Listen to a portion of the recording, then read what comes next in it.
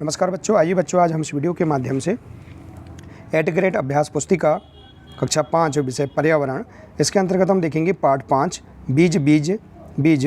इसमें जो प्रश्न दिए गए हैं, इन प्रश्नों को हम किस प्रकार से अभ्यास पुस्तिकाओं से, अपनी पाठ्य पुस्तकों से हम पूर्ण कर सकते हैं। आइए देखते हैं। दिया है, देखिए, आपके घर में कौन कौन से, प्रश्न पहला है, आपके घर में कौन कौन से अनाज अंकुरित करके खाए जाते हैं। देखिए, आप लिख सकते हैं यहाँ इस प्रश्न का आंसर आप पृष्ठ क्रमांक 42 के पैरा 3 में देख सकते हैं। तो देखिए, चना, मूंग, मटर, गेहूं, ये सभी इनको हम अंकुरित करके खाते हैं, तो इसके बारे में आप लिख सकते हैं। इसके बाद है, पौधे को बढ़ने के लिए किन किन चीज़ों की आवश्यकता होती है। तो देखिए, पौधों को बढ़ने के लिए सूर्य का प्रकाश, हवा, जल, पानी की आवश्यकता पड़ती है। इसके बाद है अगला प्रश्न, बीजों को नीचे दी गई शर्तों के तहत अलग अलग बक्सों में रखा जाता है। देखिए, यहाँ पर ये बॉक्स दिया है, बॉक्स ए, बॉक्स बी।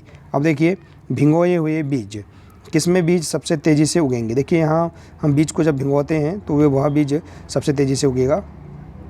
तो यहाँ देखेंगे बॉक्स ए में भिगोए हुए बीज, ये पहले वो सबसे तेज़ी से उगेंगे। इसके बाद देखिए, किस बॉक्स में बीज बिल्कुल भी नहीं उगेंगे, तो सूखे हुए बिना भिगोए हुए बॉक्स में बीज बिल्कुल भी नहीं उगेंगे। तो इस प्रकार से आप इस प्रश्न का आंसर बता सकते हैं।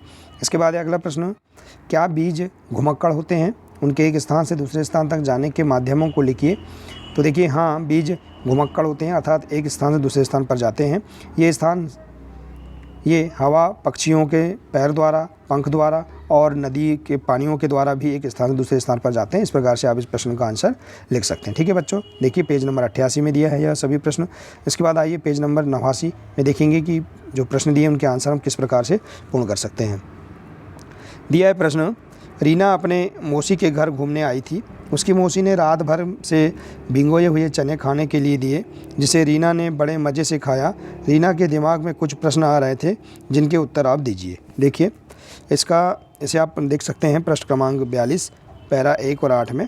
देखिए, प्रश्न दिया है, क्या सभी अनाज को भिगोकर ही खाया जाता है। तो नहीं, कुछ ही अनाजों को हम भिगोकर खाते हैं। इसके बाद दिया है, अनाजों को हम भिगोकर क्यों खाते हैं। देखिए, अनाजों को हम भिगोकर खाने से वे थोड़े अंकुरित हो, देखिए अनाज को भिगोने से वे अंकुरित हो जाते हैं और हमें प्रोटीन युक्त भी हो जाते हैं तथा आसानी से पचते हैं। इस प्रकार से हम इसका आंसर लिख सकते हैं। ठीक है बच्चों, इसी प्रकार से अगला प्रश्न है, निम्नलिखित में से प्रत्येक श्रेणी के लिए एक उदाहरण दीजिए। देखिए, मसाला के रूप में उपयोग किए जाने वाले बीज। देखिए, इस प्रश्न का आंसर आप पर्यावरण कक्षा 5 के पृष्ठ क्रमांक 47 में आप देख सकते हैं। दिया है, मसाले के रूप में उपयोग किए जाने वाले बीज कौन कौन से हैं। लौंग, इलायची, काली मिर्च। अनाज के रूप में उपयोग किए जाने वाले बीज कौन से हैं। चना, धान और गेहूँ। दाल के रूप में प्रयुक्त किए जाने वाले बीज तुअर, मूंग, चना, मटर। और बीज जो फली से फटने से बिखर जाते हैं, जैसे मूंग, अरहर, सोयाबीन, ये अपनी फली से फटने से बिखर जाते हैं। इसके बाद है, बीज तेल के रूप में उपयोग किए जाते हैं। सोयाबीन, तिल और मूंगफली, इन बीजों से तेल प्राप्त किया जाता है। तो इस प्रकार से देखिए, आप यहाँ पर इस प्रश्न का आंसर बता सकते हैं। इसके बाद देखिए, अगला प्रश्न है, कॉलम ए में 5 प्रकार के बीज दिए गए हैं। कॉलम बी में फैलाव विधियाँ दी गई हैं। कॉलम का मिलान करें। देखिए, कॉलम ए और कॉलम बी में बीज भारी होते हैं, तो इसका आएगा, पौधे की फलियाँ फट जाती हैं और बीज बिखर जाते हैं। बीज आकार में छोटे होते हैं, पशु फल खाते हैं और बीज फेंक देते हैं। इसके बाद है, बीज लंबी यात्रा कर रहे हैं, तो कुछ बीज पानी द्वारा बह जाते हैं लंबी यात्रा करके।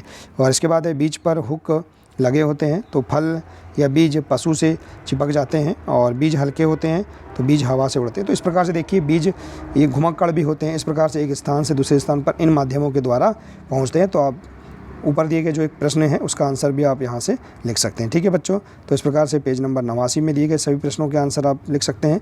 इसके बाद है पेज नंबर 90, इसमें दिया है, देखिए, दिए गए चित्र को ध्यान से देखकर पूछे गए प्रश्नों के उत्तर दीजिए। यह चित्र किसका है। देखिए, ये चित्र किसका है, शिकारी पौधा घटपर्णी पादप का चित्र है।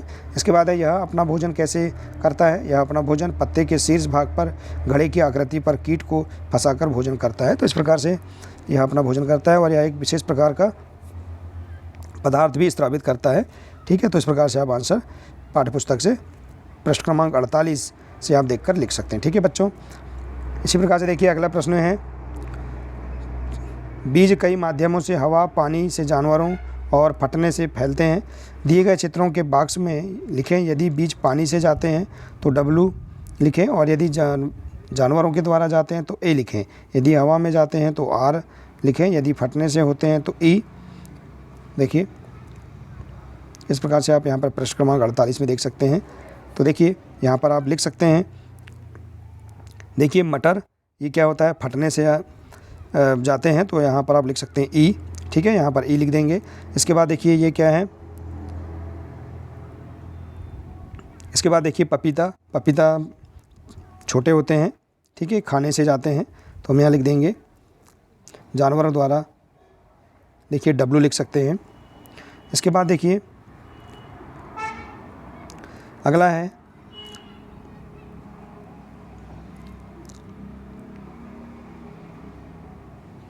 देखिए, हम यहाँ चित्र को देख सकते हैं।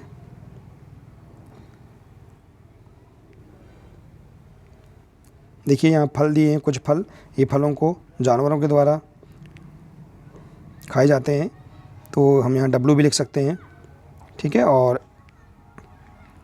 देखिए इस प्रकार के जो ये बीज हैं, ये यहाँ जो फल दिए हैं, ये फल छोटे हैं, तो ये नदी में बहकर भी जा सकते हैं, तो हम इसे में लिख सकते हैं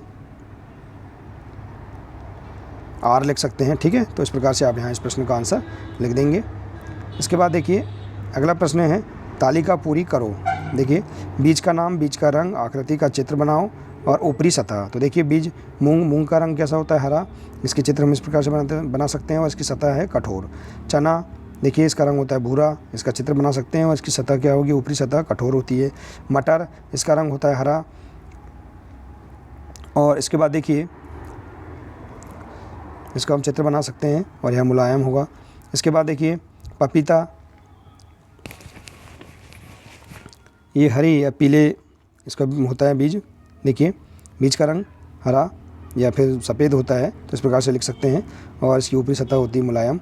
और इसके बाद है आम, आम देखिए हरा या पीला इसका रंग होता है, देखिए,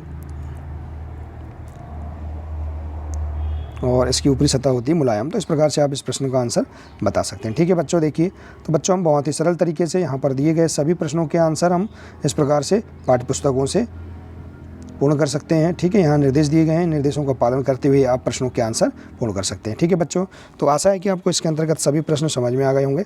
बच्चों आज के लिए सिर्फ इतना ही है, मिलते हैं इसी प्रकार से नेक्स्ट वीडियो में। नमस्कार।